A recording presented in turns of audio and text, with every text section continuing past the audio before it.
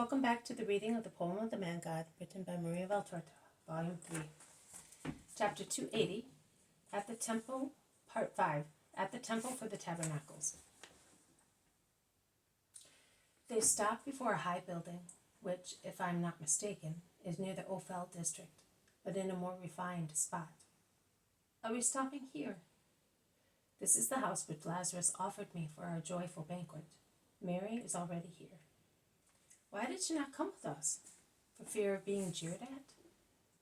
Oh no, I told her. Why, Lord? Because the temple is more sensitive than a pregnant wife, and as long as I can, and not out of cowardice, I do not want to collide with it. It will be of no use to you, Master. If I were you, I would not only collide with it, but I would hurl it down from Moriah with all those who are in it. You are a sinner, Simon. One must pray for one's fellow creatures, not kill them. I am a sinner, but you are not, and you ought to do it. There is who will do it, after the measure of sin has been filled. Which measure? A measure that will fill the whole temple, overflowing in Jerusalem. You cannot understand. Oh, Martha, open your house to the pilgrim. Martha makes herself known and opens the door. They all go into a long hall, ending in a paved yard, with a single tree in each of the four corners. There is a large hall above the ground floor, and from its open windows it is possible to see the whole town with its hills and slopes.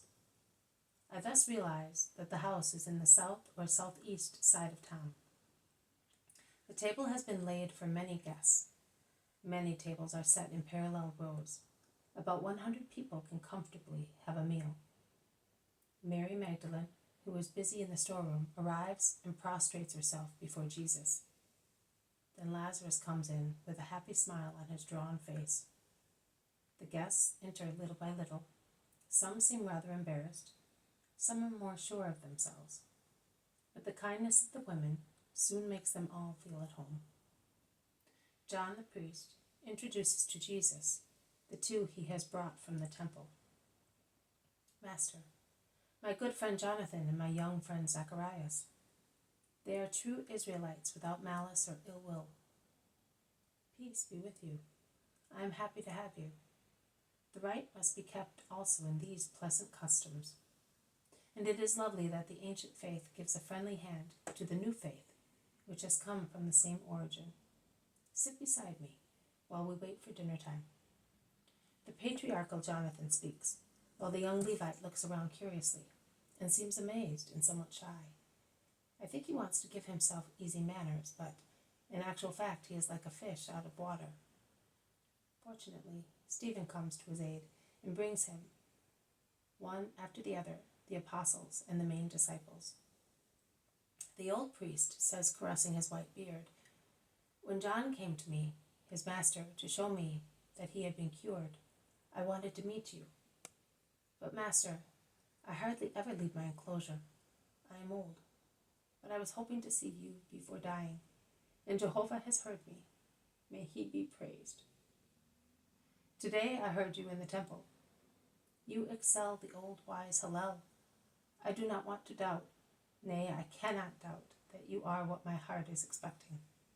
But do you know what it is to have imbibed for almost 80 years the faith of Israel, as it has become through centuries of human handling? It has become our blood, and I am so old. To hear you is like hearing the water that gushes out of a cool spring. Oh yes, of virgin water. But I am full of tired water, which comes from so far away, and has been made heavy by so many things. How can I get rid of that saturation and enjoy you? By believing and loving me. Nothing is required for just Jonathan. But I will die soon. Shall I have time to believe everything you say? I shall not even be able to follow all your words or learn them from other people. Then you will learn them in heaven. Only a damned soul dies to wisdom. But he who dies in the grace of God draws life and lives in wisdom. Whom do you think I am? You can but be the expected one, whom the son of my friend Zacharias foreran. Did you meet him? He was a relative of mine. Oh, so you are a relative of the Baptist? Yes, priest.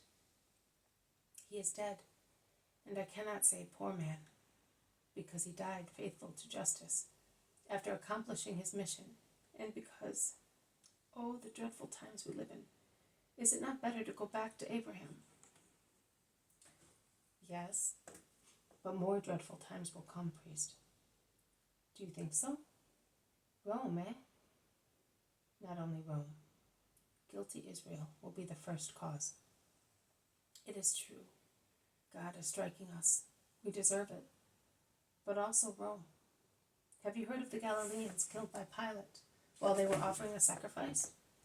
Their blood mingled with the victims, close to the very altar. Yes, I heard about it. All the Galileans begin to riot because of that act of tyranny. They shout, "It is true that he was a false Messiah." But why kill his followers after striking him? And why at that moment? Were they bigger sinners, perhaps? Jesus brings about peace and then says, "You are asking whether they were bigger sinners than many other Galileans, and whether that is why they were killed. No, they were not.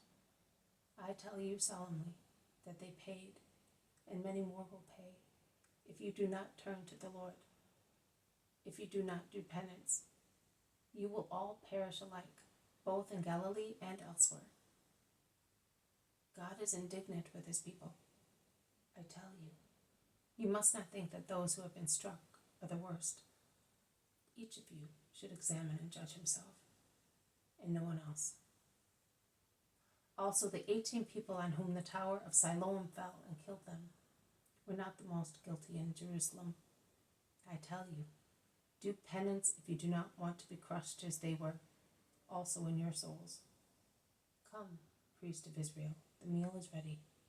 It is your duty to offer and bless the food, because a priest is always to be honored for the idea which he represents and calls to our minds. And it is your duty because you are a patriarch among us. We are all younger than you are. No, master. No, I cannot do that in your presence. You are the Son of God. You do offer incense before the altar, and do you perhaps not believe that God is there? Yes, I do believe that with all my strength. Well then, if you are not afraid of offering in the presence of the most holy glory of the Most High, why should you be afraid in the presence of the Merciful One, who took upon himself human flesh, to bring to you also the blessing of God before night comes to you? O you people of Israel, do not know that I covered with the veil of my flesh my unendurable divinity, so that man might approach God and not die thereof? Come, believe and be happy. I revere in you all the holy priests, from Aaron down to him who will be the last priest of Israel with justice. You perhaps, because priestly holiness really is languishing among us, like a forsaken plant.